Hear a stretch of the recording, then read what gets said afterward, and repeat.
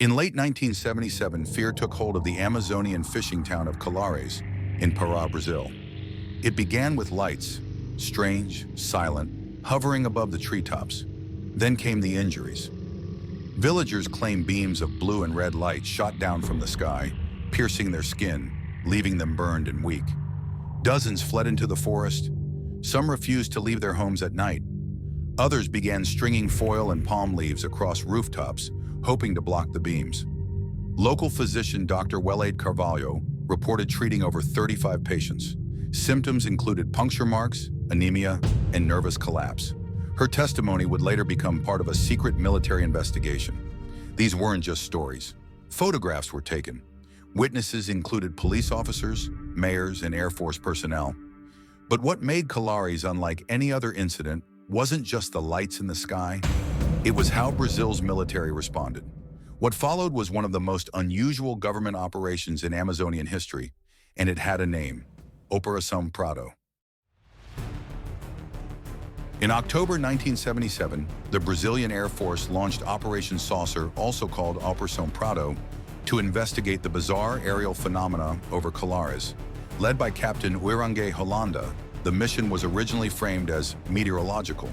But what Hollanda and his team encountered went far beyond weather. Over 4 months, the team gathered more than 500 photographs, 16 hours of video, and hundreds of witness interviews. The lights behaved with alarming intelligence, changing direction mid-flight, pulsing with rhythmic precision, sometimes trailing villagers for hours. The official logs mentioned solid objects with metallic sheen. One was described as disc-shaped, roughly 100 meters across. Most shocking were the reported physiological effects. Victims described feeling drained. Blood work confirmed lowered hemoglobin levels, unexplained lesions, and extreme fatigue. Yet none of this made it to the public. When Hollanda returned to Brasilia, he was ordered to classify the data. The cover-up had begun. The silence might have lasted forever, if not for one woman, Dr. Wellaide Cecim Carvalho. A young municipal doctor at the time, she saw patient after patient come in with identical injuries. But when she requested support from the health department, she was told to remain silent. Wellaide refused. In later interviews, first with UFO researcher Ademar José Gaverd and then national media, she disclosed medical records, photographs of burns, and first-hand accounts from terrified victims. Some of her patients were children. She described the beams as precision strikes, often aimed at the neck or chest. Several women fainted. A few had seizures. One man reportedly lost consciousness for over 8 hours. Her voice cracked the wall of secrecy. But what disturbed her most wasn't just the symptoms. It was the military presence. Armed officers monitored her clinic. Locals reported uniformed men confiscating film and intimidating witnesses. And then, almost as suddenly as it began, the lights vanished. Captain Hollanda's report was supposed to remain sealed, but in 1997, 20 years later, he broke his silence in a shocking interview with Revista UFO. He described the objects as not from Earth and confirmed the authenticity of the photos and video footage. A month later, he was found dead in his home. The cause was ruled a suicide. Years later, journalist Regina Miller filed a Freedom of Information request. A partial archive of Operação Prato was declassified. Hundreds of photos, drawings, and typed reports. But the videos were missing, so were key sections of Hollanda's personal logs. Brazil's Air Force refused further comment. Yet satellite analysts later confirmed unusual ionospheric disturbances and EMF spikes over Colares in 1977, preserved in U.S. atmospheric archives. Recently, researchers began feeding that data into modern AI models trained on electromagnetic anomaly patterns. The result? The Colares phenomena didn't match any known aerial craft, military or civilian. It matched nothing we've seen before.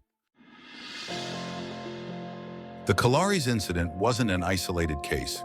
Similar attacks had been recorded in Peru 1965, Argentina 1973, and even the Amazon border with Venezuela in early 1978. But what sets Colares apart is the sheer scale and the fact that it triggered a full military operation. Recently, AI researchers in São Paulo analyzed 40 years of encounter reports across the Amazon basin. Using a neural clustering model, they detected consistent variables: low altitude, light-emitting aerial objects, occurrence between 6:30 p.m. and 2 a.m., victim hemoglobin drops by 12 to 18%, disturbance in local bird migration. In 2019, a retired radar technician, José Carlos Pereira, released archived Air Force schematics from Operação Prato. One diagram showed a flight path grid, cross-referenced with modern satellite tracking. AI confirmed something eerie. The objects appeared to map river boundaries. But for what purpose? That question still has no answer. In 2021, researchers at the Instituto Nacional de Pesquisas Espaciais, INPE, revisited the Colares satellite archive. They ran atmospheric data through a generative adversarial network, a form of AI that learns patterns by contrasting fakes with real events. Something strange emerged. The AI identified a recurring thermal signature, a cold shadow zone that appeared minutes before each light manifestation. This anomaly wasn't visible to human analysts in the 70s, but it's there, repeated, tracked, geolocated. Even more unnerving, the same anomaly has appeared 5 times since 2015, once near Marijo Island and once over Manaus during a blackout. INPE has kept the results confidential, but a leaked memo from 2022 hints at an intelligent, autonomous, pattern-seeking presence, using the rainforest canopy as cover. It seems AI can now see what decades of human investigation missed, but knowing doesn't make it less terrifying. It makes it real. Colares was not a myth. It was a wound. Dozens of people were physically harmed. A national military deployed. A physician defied orders. A decorated officer broke his silence and died. And yet the world barely remembers. There are no monuments in Pará, no government apology, just archived documents, faded photos, and a map of the Amazon where something once moved, silently, methodically. Maybe Colares wasn't about aliens or craft or invasion. Maybe it was about observation, mapping, harvest.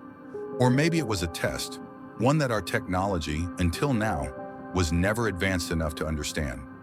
Today, AI gives us new tools, but it also strips away excuses.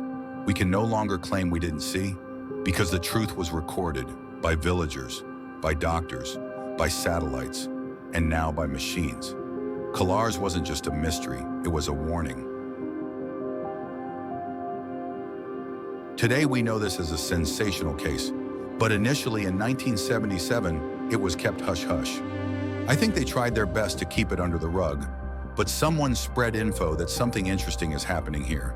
Soon it reached media, and they always keep boots under their individual armpits, ready for such out-of-the-blue stories, and all efforts to keep it silent went off the grid.